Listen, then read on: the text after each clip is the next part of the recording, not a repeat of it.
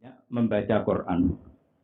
Baik membaca secara kiroatan, ya, karena membaca ayat-ayat Quran itu sudah ibadah, meskipun tidak paham, nilainya sudah ibadah.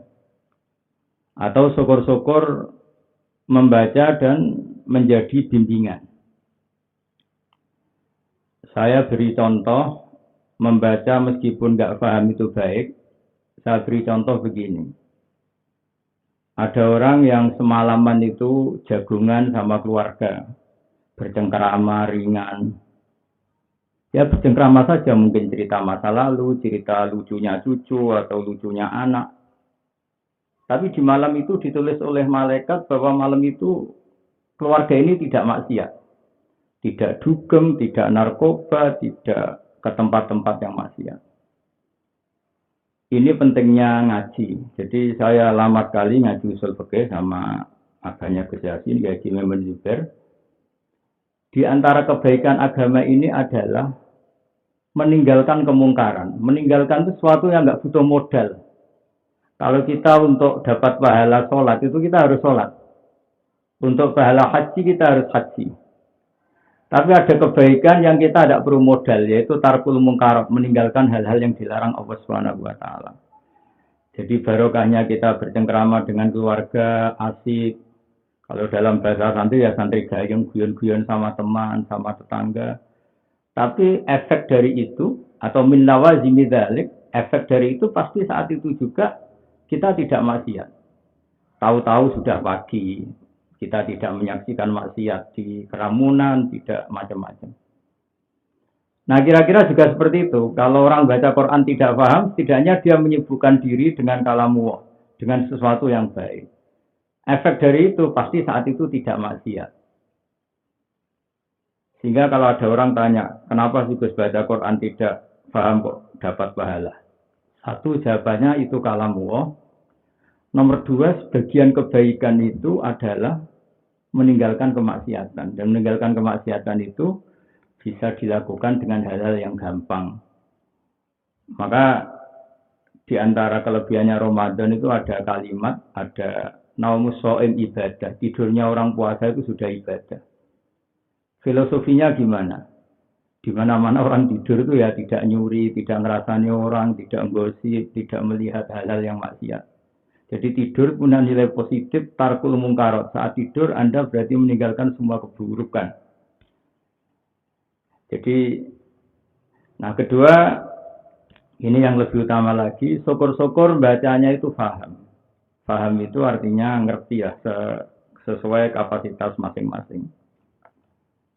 Saya ini mulai kecil sampai sekarang, masih ngaji Quran, juga masih belajar, juga masih terus mencari ilmu. Di antara cara-cara Allah untuk menjelaskan manusia, itu pakai al-amsal. Al-amsal itu maknanya analogi yang mudah difahami manusia. Sehingga di surat Waqiah misalnya, kita cari surat-surat yang terkenal, Allah itu dengan sangat mengharukan, padahal Allah adalah Tuhan. Jadi dengan sangat mengharukan ngendikan nahnu khalaqnakum falaula tusaddiqun. Mbok ya kalau nyembah yang perlu disembah itu mbok yang punya reputasi menciptakan. Intinya Allah itu ingin mengajari kita. Pertama Allah cerita tentang kualifikasi jadi Tuhan. Itu Allah sangat fair sekali. Kita misalnya baca di awal juz 26. Allah mempersilahkan orang berpikir terbuka. Sampai Allah ngendikan, Kul ara'aitum ma tad'una min dunillah, aruni madza khalaqu minal ardi am lahum syirkun fis samawat. Oke, Anda silahkan mempertuhankan selain saya, kata Allah. Oke, Anda silahkan mempertuhankan selain Allah. Tapi aruni madza khalaqu minal ardi. Lalu yang kalian pertuhankan itu, reputasinya apa? Ketika langit diciptakan. Aruni madza khalaqu minal ardi. Orang-orang yang kalian tuhankan itu reputasinya apa ketika bumi saya ciptakan? Misalnya orang kafir Mekah menyembah Lata, Uzza, Hubal. Apa mereka ikut menciptakan bumi? Orang Mesir dulu menyembah Fir'aun. Apakah Fir'aun ikut menciptakan bumi yang lahirnya saja di bumi? Sehingga terus dengan kesadaran-kesadaran itu orang akan kembali ke Allah Subhanahu wa taala. Sehingga dalam cerita-cerita di tafsir salah pahamnya Fir'aun itu belum sembuh atau tidak mau sembuh ketika Nabi Musa ditanya, "Wa ma Rabbul Alamin?" Lalu Tuhan semesta alam itu siapa Musa? Nabi Musa menjawab, Rabbus samawati wal ardi, yang nuhani langit dan bumi. Itu Fir'aun masih bisa ngeles begini. Soal bumi kata Fir'aun, ma'alim tulakum min ilahi ghairi. Setahu saya jalan-jalan di mana-mana dituhankan saya. Karena pas itu Fir'aun penguasa Mesir. Nah soal Tuhan langit kata ini yang paling parah dari Fir'aun. Juga bahaya bagi kita. Saya ulang lagi juga bahaya bagi kita. Dia bilang ke Haman. Haman itu arsitekturnya Fir'aun yang bagian nangani bangunan. Ya Haman ibnili sorhal la'ali abdul asbab. Haman saya bikinkan piramida yang setinggi-tingginya. Saya mau naik ke sana. Kemudian saya ingin melihat Tuhannya Musa. La'ali attali'u ila ilahi Musa. Saya akan melihat Tuhannya Musa. Apa betul ada di langit? Nah ini sama-sama repot. Saya katakan bahaya bagi kita begini. Andai kan Fir'aun itu berkeyakinan Tuhan kita di langit dan dia naik betul. Itu pasti tidak melihat Allah. Kita yang muslim saja tidak bisa melihat Allah, apalagi Fir'aun. Dan kalau tidak melihat, dia akan berpikiran Tuhan itu tidak ada. Ini kan repot. Padahal dia bikin piramida itu supaya melihat Tuhannya Musa. Sementara Fir'aun tidak akan mungkin melihat Tuhan. Kita saja tidak mungkin, apalagi Fir'aun.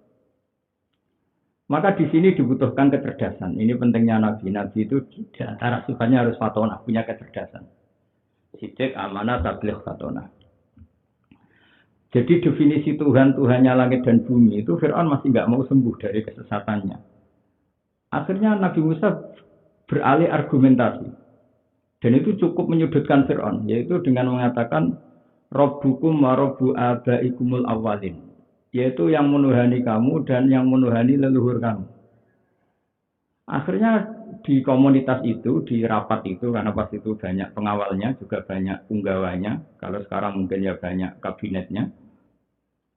Tuhan itu siapa? Musa. Yang nuhani nenek moyang kamu. Itu separuh dari pengawal Fir'aun itu banyak yang Islam. Karena kalau Fir'aun itu Tuhan, berarti nenek moyangnya itu tidak punya Tuhan. Karena Tuhannya baru lahir. Ada tahun kelahirannya, ada KTP-nya, ada mungkin aktenya. Nah, ini kan jadi aneh. Makanya nyifati Tuhan dengan istilah Tuhanmu dan yang nuhani leluhur kamu. Mereka baru tersentak sadar ya, kalau Fir'aun Tuhan, banyak Tuhannya siapa? Tuhannya aja baru lahir kemarin. Nah itu termasuk argumentasi yang mematahkan keangkuhan Fir'aun mengaku sebagai Tuhan.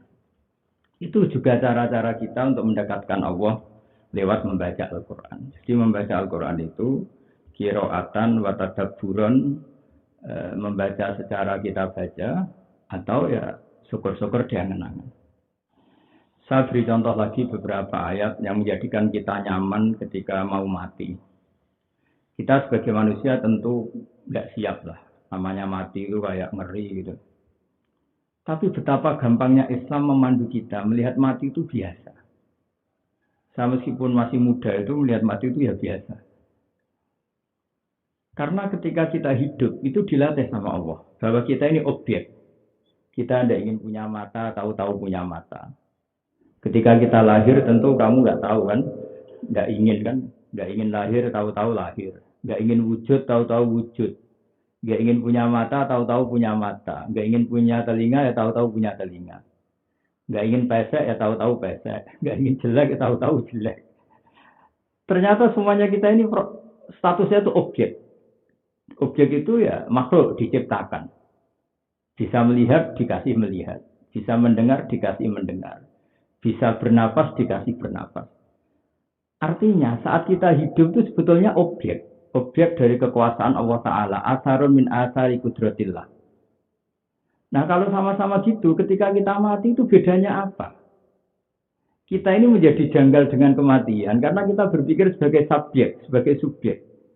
Kita bisa menentukan melihat kita. Kita bisa menentukan pendengaran kita. Kita bisa menentukan kehidupan kita. Karena kita merasa jadi subjek, jadi subjek, jadi pelaku, sehingga ketika mati itu kita mikir, wah kalau mati ngapain kan nggak bisa apa-apa, dihimpit kuburan, terus nggak punya energi, nggak bisa apa-apa, wah ya repot. Ini salahnya kita. Sebetulnya saat kita hidup sekarang pun kita ini objek. Ya karena kita tidak pernah menciptakan mata kita, tahu-tahu punya mata, tidak bisa menciptakan telinga, tahu-tahu punya telinga. Nah di sini pentingnya kita ngaji dengan domir. Domir itu artinya kita ingat Allah. Misalnya Allah ngendikan wajah alalakum sam'a wal absor wal afidah. Itu kalau kita ngaji secara serius, secara makna ini gini, wajah alalan gawe sapa Allah. Allah menciptakan lakum manfaat kedua sira kabeh. Allah menciptakan as-sama yang pendengaran.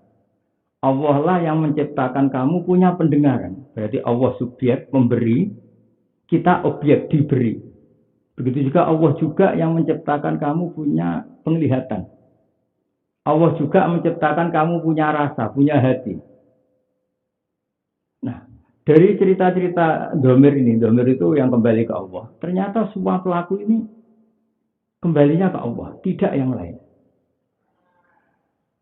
Nah, dengan cara berpikir la haula wala quwata illa billah, kita akan terbiasa dengan zaman saya hidup ya diurus Allah, maka nanti setelah kita mati juga diurus Allah. Zaman kita hidup ya objek dari kekuasaan Allah, setelah kita mati ya objek dari kekuasaan Allah. Zaman kita hidup mendapat rahmatnya Allah, insya Allah setelah mati kita juga akan mendapat rahmatnya Allah. Itu cara berpikir wali-wali dulu. Sehingga ketika Umar bin Abdul Aziz mau meninggal, keluarganya nangis semua. Dia tanya, kenapa kalian menangis? Karena engkau mau meninggal. Memangnya kenapa kalau meninggal ya? Memangnya kemana kalau meninggal? Ya kembali ke Allah. Ya malah bagus lah. Kembali ke zat yang arhamur rahimin. Kembali ke zat yang khairul ghafirin. Kembali pada Tuhan yang maha kasih. Kembali ke Tuhan yang rahman rahim. Karena kenangan wali-wali itu hubungannya dengan Allah di dunia itu baik-baik saja. Dan Tuhan yang sama itu yang kita temui di akhirat.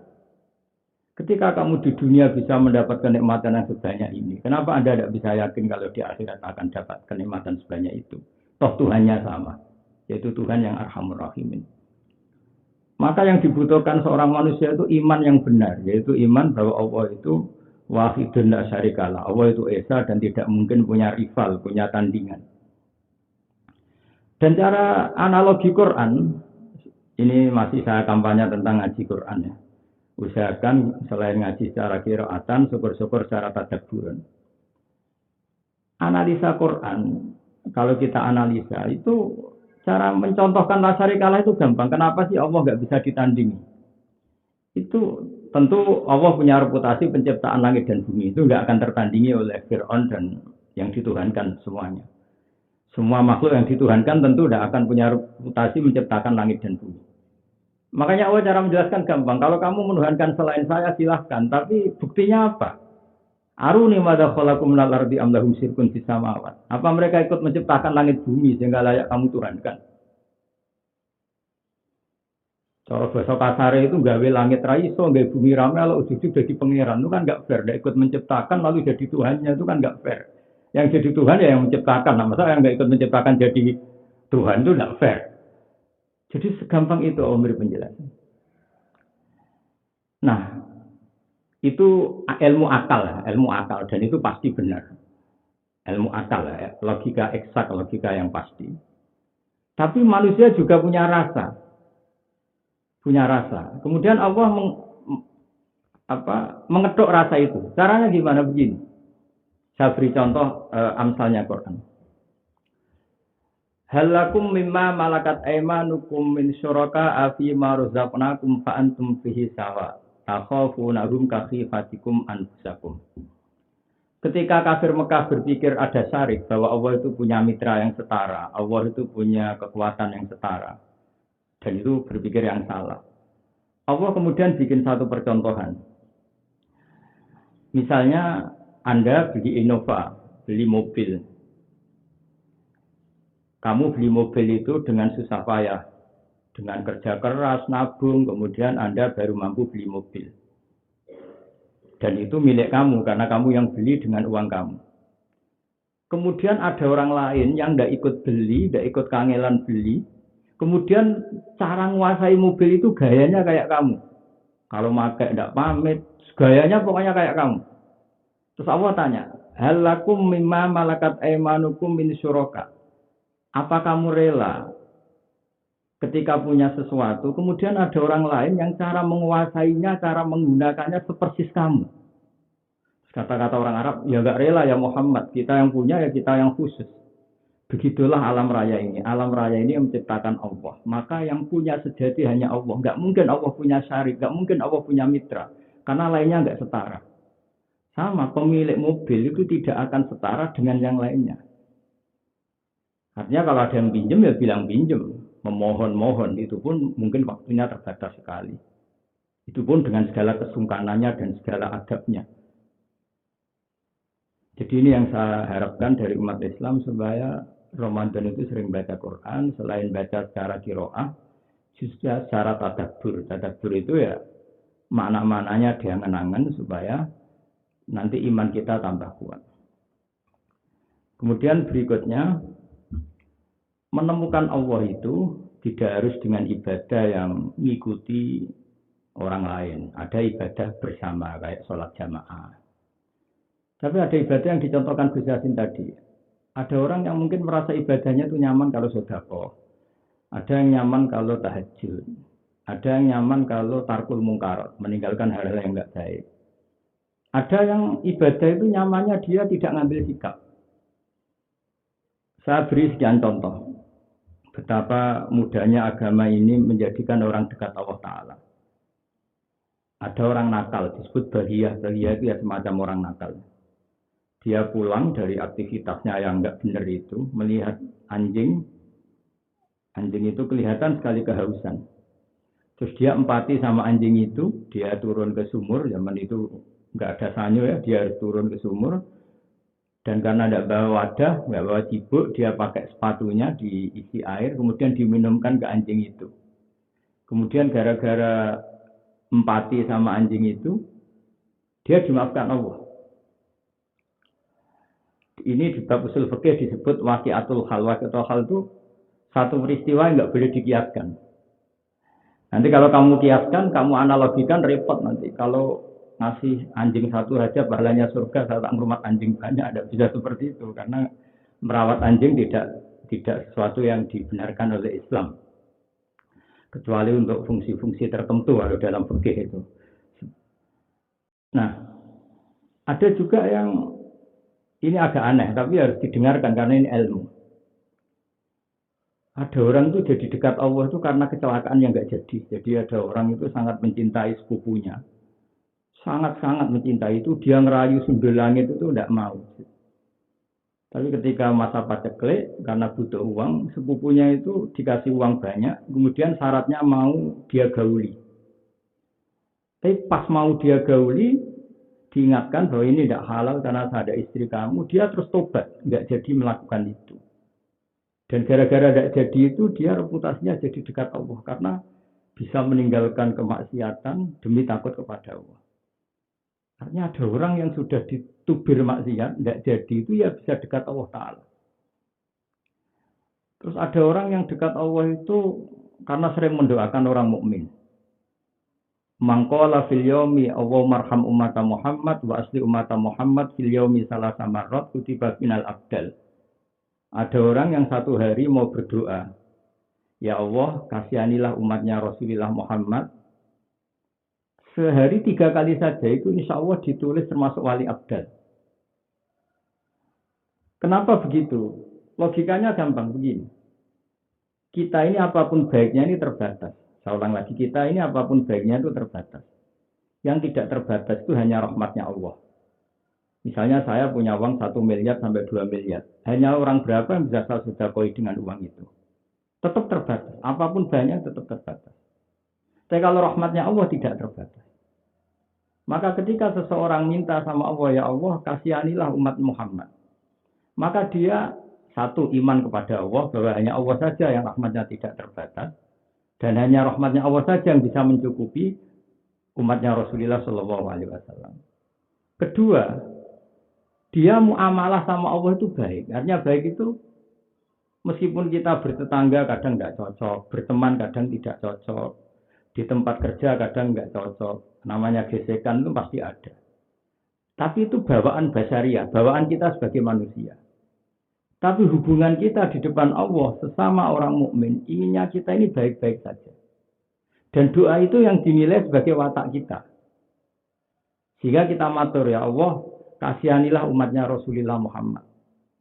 Berarti hati kita, komitmen kita ya seperti itu. Meskipun di keseharian mungkin tidak sebaik itu. Ini cerita sedikit. Agaknya Gus Yasin itu juga guru saya. Itu kalau sholat itu akhir. Sholat duhur itu akhir sekali, hampir mepet asar. Nanti sholat subuh ya mepet mau keluarnya matahari. Itu ada ilmunya, tapi ya nggak bisa ditiru. Batas sholat itu ada batas awal dan ada batas akhir. Saya ulang lagi ya. Sholat itu ada batas awal, ada batas akhir. Sehingga kalau semua orang kok sholat di awal waktu, maka lama-lama akan dikira sholat di tengah waktu itu nggak sah, di akhir waktu juga nggak sah. Karena sudah jadi konsensus masif semua sholat di awal waktu. Maka harus ada yang menjaga ilmu, di mana sholat itu boleh di akhir waktu. Jadi yang dilakukan Kiai Haji Maimun Zubair. Tapi ya nggak bisa ditiru, hanya nggak bisa ditiru gini. Wah sekarang niru Mbah Mun semuanya sholat di akhir, ya nggak bisa seperti itu. Tetap sholat paling afdal itu ya di depan, sholat paling utama ya di awal waktu. Jadi konsensus ilmu itu beda. Nabi juga pernah melakukan hal yang semirip itu. Semua sahabat itu tawafnya itu jalan, tawafu musyatan, mereka tawaf secara berjalan.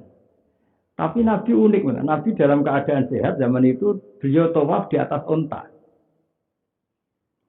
Padahal kita tahu ada kaidah al-ajru bi qadri ta'ab, di mana-mana pahala itu sesuai tingkat kesulitan. Tapi kata ulama-ulama, Nabi tawaf naik unta itu lebih utama untuk menjaga konstitusi hukum. Maksudnya gimana? Andai kan saat itu Nabi ikut berjalan, maka dikira syarat sahnya tawaf itu harus pakai jalan. Maka kita akan kesulitan gimana hukumnya sholat pakai kursi roda. Bagaimana hukumnya tawaf pakai didorong kursi roda. Pakai skuter kalau sekarang. Itu barokahnya Nabi berkendara, maka orang akan menjadi tahu. Tawaf jalan ya boleh, berkendara juga boleh. Jadi konstitusi hukum ini Jabir, saya beri contoh berikutnya. Jabir bin Abdillah itu pernah datang ke masjid, beliau berpakaian rapi, kemudian imamahnya dicopot, bajunya dicopot, terus dia sholat akidan izarahu bena atikihi. Jadi pakai sarung satu, ditalekkan gini, diikatkan begini di lehernya, kemudian sholat. Zaman itu geger masjid. Ini gimana sahabatnya Rasulullah sholat dengan cara demikian? Terus kata Jabir bin Abdillah, supaya kalian semua tahu bahwa batas sholat ya seperti ini. Andai kan semua orang sholat itu pakai jubah, maka orang akan ngira bahwa syarat sahnya sholat itu harus pakai jubah. Ini barokahnya banyak sahabat mulai dulu sampai era sekarang. Sholat ada yang pakai hem, ada yang pakai seragam SPBU, ada yang pakai seragam sekolahan, pakai seragam tempat kerja, dan semuanya tidak diingkari ulama, maka akhirnya orang tahu, oh yang penting sholat itu nutupi aurat dengan pakaian yang sopan. Ya sudah seperti itu. Nah, ibadah-ibadah ilmu seperti ini juga harus kita jaga. Jadi ibadah baca Quran, saya ulang lagi, itu bisa qiraatan wa tadabburan. Kemudian berikutnya saya cerita yang ringan-ringan juga, tapi insya Allah menyentuh iman. Ketika Allah ingin mengadili keangkuhan manusia, itu Allah cara ngendikan sederhana sekali. Falola in kuntum ghairu madinin tarji'unaha in kuntum shadiqin. Kalau kalian merasa kuat sebagai manusia, merasa dikjaya karena Anda penguasa, Anda tidak ada punya tanding, Anda orang hebat. Bu ya jangan mati kata Allah. Falola in kuntum ghairu madinin tarji'unaha in kuntum shadiqin. Bu ya, kamu-kamu yang merasa hebat, merasa dikjaya, kalau pas mau mati itu nyawanya dikembalikan. Jangan mau mati, orang hebat kok mati. Jadi segampang itu, Allah mendidik kita. Kamu kalau merasa hebat, Bu, jangan sakit. Orang hebat kok sakit. Kamu kalau merasa manusia itu kuasa, Bu, jangan mati. Orang hebat kok mati. Kalau lah in kuntum ghairu madinin tarji'unaha in kuntum shadiqin. Jadi saya berharap lewat ngaji Quran dengan tadabbur itu iman kita tambah. Caranya gimana ya tadi? Melihat intisari-intisari Quran. Jadi Quran itu sering diterangkan Allah itu lewat hal-hal yang gampang, yang sederhana. Makanya saya berkali-kali cerita, jangan kira Rasulullah menerangkan Islam itu dengan cara yang jelimet itu tidak. Gampang sekali. Ketika orang-orang kafir Mekah dulu berpikiran bahwa Tuhan itu penyelesai problem. Kemudian datanglah Rasulullah Muhammad SAW dengan mengajak satu Tuhan. Itu pertama orang Arab itu ya menentang. Sampai mereka bilang, Aja'alal alihata ilaha wahida innaha adalah syai'un ujab. Masa Tuhan itu satu Muhammad? Problem kita banyak. Problem ekonomi, problem sosial, problem macam-macam. Kalau Tuhannya satu kurang dong Muhammad. Kalau problemnya banyak, ya Tuhannya harus banyak. Jadi orang Arab itu mirip kayak Cina, ada Tuhan keberuntungan, ada macam-macam. Karena problem banyak, Tuhannya harus banyak. Lalu Nabi cara menjelaskan itu ya gampang sekali. Kata Nabi, diajari Allah tentu ya. Kalau kalian jadi pembantu, kemudian punya majikan banyak yang perintahnya beda-beda.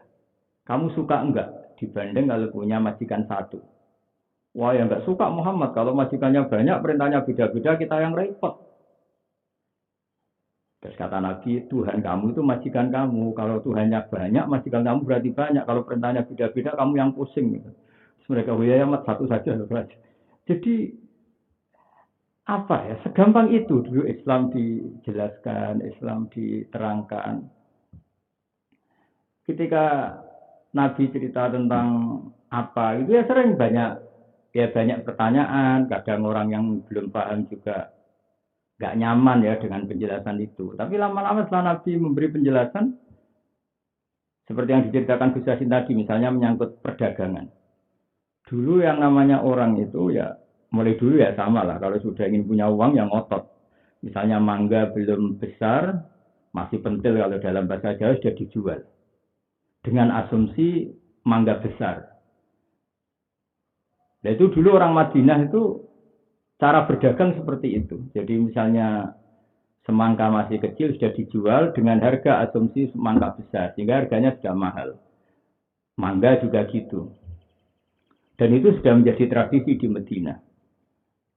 Ketika Nabi datang memberi penjelasan, boleh menjual semangka itu ya kalau sudah besar asumsinya ya. Ya memang sudah besar, bukan asumsi besar, memang sudah besar. Menjual mangga ya sudah besar, bukan masih pentil. Mereka menolak. Ini sudah berjalan ya Rasulullah, kita selama ini berdagang juga seperti itu. Terus kata Nabi memberi penjelasan, Nabi menjelaskannya mudah sekali. Ara'aitum in mana Allahu as-samra fabima yastakhillu ahadukum mala akhih. Jadi Nabi cara menjelaskan gampang sekali. Misalnya pentil mangga yang masih kecil, yang masih satu nekeran itu masih kecil. Andaikan itu kena angin kemudian jatuh semua. Lalu bayarnya pembeli ini sudah bayar mangga besar. Lalu kamu menerima uang itu atas nama apa? Kalau atas nama beli mangga nyatanya masih pentil. Atas nama dapat mangga nyatanya sekarang kena angin hilang. Lalu kamu ngambil uang itu atas nama apa? Atas nama jual mangga, tidak ada mangga. Akhirnya orang-orang Madinah mulai berpikir, iya ya, jual mangga kok dapatnya pentil. Jual semangka kok dapatnya anak semangka. Dilatih terus-menerus gitu. Lama-lama sahabat itu, semenjak itu ada konsensus bersama. Kalau jual buah ya, gak ada buduwi solahiha kalau dalam fikih itu. Setelah kelihatan layak dijual. Jadi Nabi itu menjelaskan perdagangan. Begitu dia menjelaskan hukum sosial itu gampang sekali. Ada orang punya anak 5 gitu. Yang paling disayang itu 1 misalnya. Tentu beda kan. Yang namanya orang mesti kadang ada yang paling disayang. Ya Rasulullah, bolehkah saya memberi uang paling banyak pada anak saya yang paling saya sayangi? Nabi cara menjawab lucu, aneh.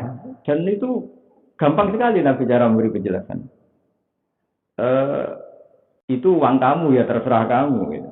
Tapi pertanyaan saya kata Nabi, kamu ingin nggak anak kamu 5 itu berbuat baik semua sama kamu? Ya ingin. Ya sudah, kalau gitu jangan. Artinya gini, ketika kita punya anak 5, yang satu kita prioritaskan kasih uang banyak. Sementara kita ini tidak fair. Ternyata yang 4 juga inginnya kita sayang ke kita sama. Padahal kita mengasihinya beda. Wong ngasihnya beda, kok kamu ingin mendapat penghormatan yang sama. Kata Nabi, lah kamu ingin nggak anak kamu 5 itu baik semua sama kamu? Ya ingin. Ya kalau ingin ya ngasihnya harus sama dong. Ngasihnya beda, kok kamu menuntut sama. Terus. Orang itu dilatih. Itu hebatnya Rasulullah Shallallahu Alaihi Wasallam. Jadi saya mohon dalam Ramadan itu selain ngaji Quran qiraatan juga ngaji secara tadabburan. Tadabburan ya kayak tadi.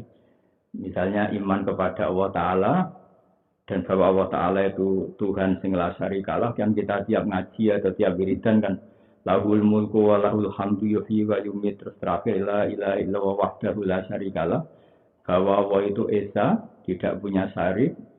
Caranya dengan baca Quran dan di situ diterangkan bahwa Allah adalah pencipta langit dan bumi dan saat itu pasti belum ada manusia. Ketika langit diciptakan, bumi diciptakan, berarti nggak mungkin ada khalik, ada pencipta selain Allah Subhanahu wa Ta'ala. Terus kita tambah iman bahwa Allah itu benar-benar wahdahu la syarikalah. Begitu juga tentang cerita kematian. Kematian itu kan seakan-akan mengerikan gitu ya. Karena kita nggak bisa apa-apa kan, bayangan kamu kalau kita mati kan sudah diikat pakai kain kafan, sudah gitu dihimpit kuburan, terus di tempat yang sempit lagi. Kan seakan-akan terus kita susah itu kan kita bisa apa? Nah kita lupa bahwa kita di dunia itu kalau kamu berpikir objektif itu bisa apa? Jantung kita ya kita ada yang mengendalikan, paru-paru kita ada kita yang mengendalikan, mata kita ada kita yang mengendalikan. Sebetulnya zaman di dunia kita sama. Bedanya karena kita punya keangkuhan manusia, seakan-akan kita ini aktor. Seakan-akan kita penentu kehidupan, penentu alam raya ini. Nah, gara-gara keangkuhan ini yang namanya kita punya hijab. Hijab itu punya pembatas dari menemukan kebenaran. Nah, gara-gara itu terus kita mati itu takut. Padahal sebetulnya sama. Seperti yang saya katakan tadi, lewat ngaji Quran kita tahu, Allah yang menciptakan kamu punya mata, bisa melihat. Allah yang menciptakan kamu punya telinga, bisa mendengar. Jadi hubungan kita dengan Allah itu selalu objek. Kita objek, Allah subjek. Kita tidak tahu kapan mati, kita tidak tahu. Semuanya kita ini objek. Nah kalau kita hidup saja objek, padahal dohirnya kita bisa ikhtiar, apalagi setelah mati, kita ya objek. Nah kalau kita objek aja bisa matur, irhamni ya Allah, fa'anta arhamur rahimin, kasihanilah saya engkau khairur rahimin, engkau arhamur rahimin. Dengan cara seperti itu kita akan gampang menerima konsep kematian itu. Nanti setelah kita mati dibangkitkan, setelah kita mati ada hisab. Itu mudah sekali. Mudahnya begini, ada ulama mencontohkan begini. Nabi Adam itu manusia pertama. Dan di diri Nabi Adam itu tersimpan sekian calon gen, calon makhluk, calon manusia seluruh dunia sampai ila yaumil qiyamah. Jadi kemudian Nabi Adam itu menyimpan, bisa diistilahkan menyimpan chip yang akan melahirkan manusia seluruh dunia. Itu andaikan zaman masih sperma dibilangin gini, kamu nanti lahir loh, kamu nanti hidup di Jakarta, kamu nanti punya Ferrari, punya Mercy, terus kamu nanti kecelakaan misalnya, atau kamu nanti jadi orang kaya. Mungkin ini juga agak percaya, kok ada kehidupan yang akan datang. Tapi tahu-tahu nyatanya iya. Yang dari sperma yang hina itu memang imahin, dari sperma yang hanya seperti itu, kita jadi manusia. Yang kadang naik Harley, kadang macam-macam lah pola. Itu dulu kita sperma. Nah, kalau itu tidak mokal, artinya tidak mokal, toh nyatanya itu terjadi. Dari sperma menjadi manusia yang banyak pola, banyak tingkah. Nah, kenapa itu bisa terjadi? Karena kita objek. Ketika Allah menciptakan kita sperma, ya sperma. Ketika Allah menciptakan jadi manusia, ya manusia. Ketika kita jadi orang kuat, ya kuat. Tapi ketika dibikin setruk, ya setruk. Ketika dibikin lemah, ya lemah. Intinya hubungan manusia dengan Allah itu hanya satu. Kita makhluk, kita objek. Allah khalik, Allah subjek. Jadi kalau kamu sering baca Quran, pasti selalu berkesimpulan gitu. Allah khalik, Allah subjek. Kita makhluk, kita objek. Hubungan itu camkan. Nah, ketika kita camkan, insya Allah nanti setelah kita meninggal dengan status seperti itu, makanya mangkana akhiru kalami la ilaha illallah dakhalal jannah atau mangkana akhiru kalami Allah dakhalal jannah. Makanya pesannya para ulama kalau mau meninggal disuruh nalkin Allah, Allah, Allah. Maksudnya Allah, Allah itu ya Allah, sebagaimana di dunia engkau yang ngurus kami, sebagaimana zaman di dunia saya juga tidak bisa mengurus diri saya, begitu juga nanti setelah di akhirat saya juga tidak bisa mengurus diri saya. Semuanya itu hanya engkau ya Allah, Allah, Allah, Allah. Nah dengan demikian, maka kita insya Allah min ahli iman wal Islam. Insya Allah kita termasuk orang iman dan